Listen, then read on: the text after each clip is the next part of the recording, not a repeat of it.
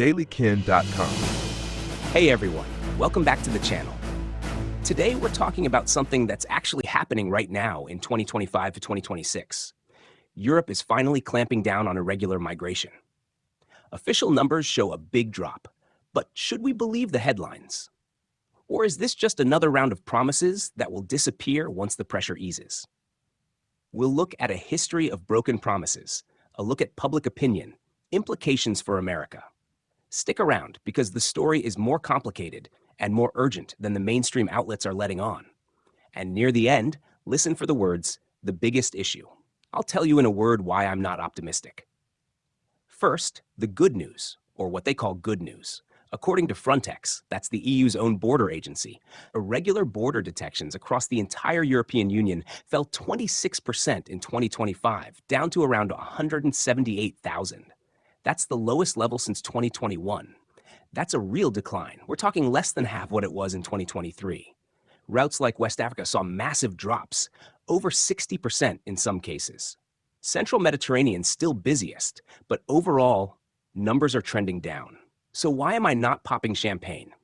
Well, for one, I don't drink alcohol, not even Nyquil. Never have. And second, because Europe has promised to fix this before and then quietly let it slide. History of promises, some broken and some kept.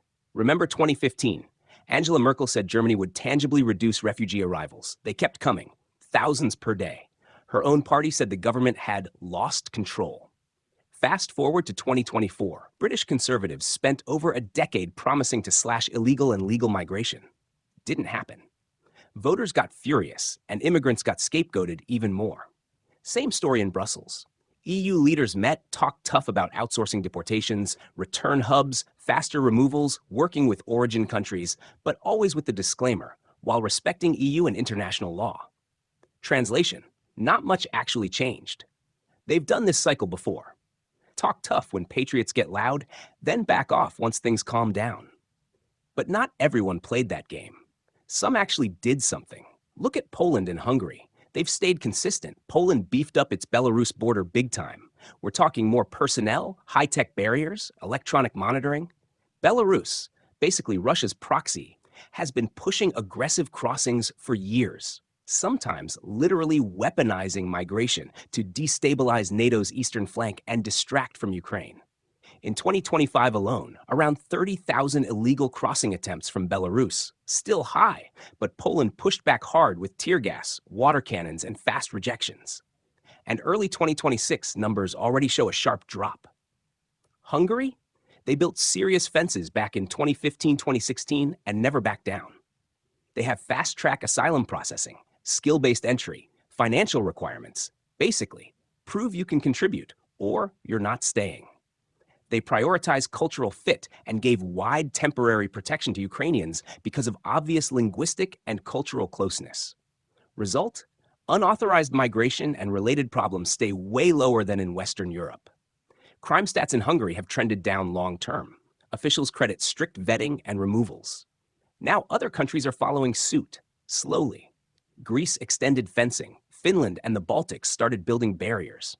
Even Germany introduced longer residency rules and paused some family reunification. The new EU Migration Pact is supposed to kick in mid-2026. Faster processing, shared responsibility, some financial alternatives instead of forced relocation. And hey, if I get something wrong, let me know. If it's a critical mistake, I'll pin the correction in the comments. Public opinion? Polls show majorities in Germany, Poland, and elsewhere want big cuts to inflows. People think illegal presence already outnumbers legal entries, and they're not wrong to worry. But here's the cold truth. Enforcement of returns is still patchy. Offshore processing ideas are floating around, but nothing revolutionary yet. And the biggest issue? Birth rate. That's the word. Higher birth rates among non-European populations already in Europe mean the composition keeps shifting, even if inflows slow.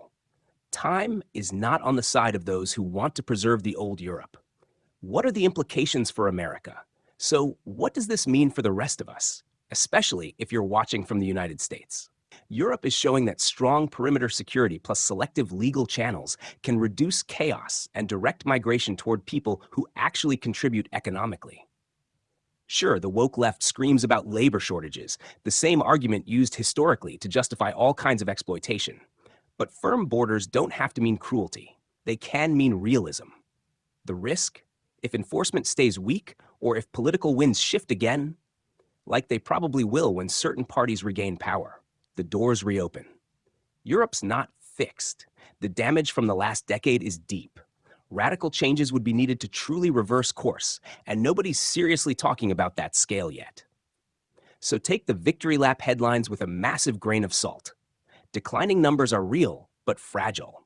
Poland and Hungary are proving strict controls work if you're actually willing to keep them. What do you think? Is Europe waking up in time, or has the window already closed? Drop your thoughts in the comments.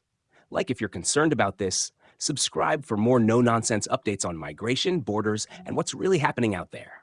Thanks for watching.